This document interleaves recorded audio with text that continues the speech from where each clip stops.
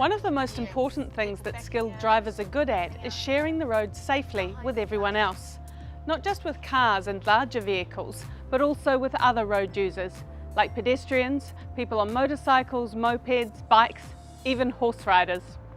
It's easy to fall into the habit of only looking for cars and larger vehicles and not see other road users, especially bikes and motorcycles, which are smaller and often use different parts of the road to cars.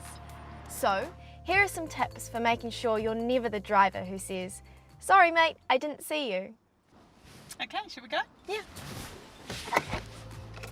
Common places where drivers fail to see other road users are at intersections, when coming out of driveways or car parks, and at roundabouts. Remind yourself to check for bikes, motorbikes and pedestrians at these places, and take a second look if necessary. Always slow down and be prepared to stop near schools, shopping centres, bus stops and pedestrian crossings and other places where pedestrians may suddenly walk out in front of you. Oh, and pedestrian. So you couldn't see him because of the parked car, and then suddenly he's, Popped crossing. out of nowhere. Yeah. When you're turning left at an intersection or a driveway, or when you're leaving a roundabout, you need to get into the habit of checking to your left for any cyclists coming up beside you who are going straight ahead. If there is someone, wait until they've passed before turning. It's like having another lane on the road. Yeah. When you're turning right at an intersection, you need to make sure you check for oncoming motorcyclists and cyclists that are going straight ahead or turning left. The other tricky situation is when you have to cross a cycle path where cyclists can travel in either direction.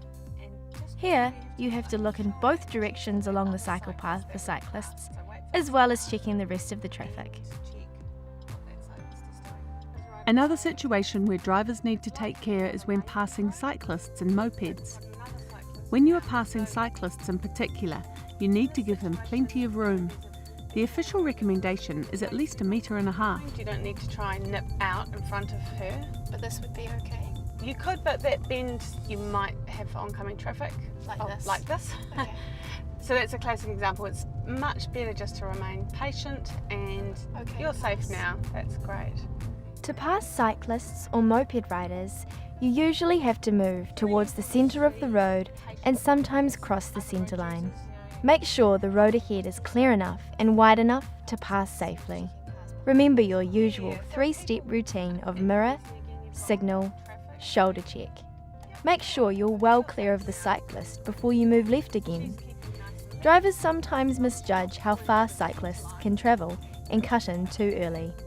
Cyclists are allowed to move into the middle of the lane if they need to avoid roadside hazards, be seen better by motorists when they come up to intersections, or when the road is too narrow for cars to pass them safely.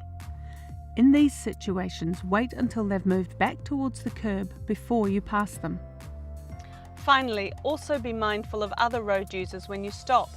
Check your mirrors and over your shoulder before opening any car doors. A good habit to get into before you open the door is to turn your body to look behind you, checking for other road users.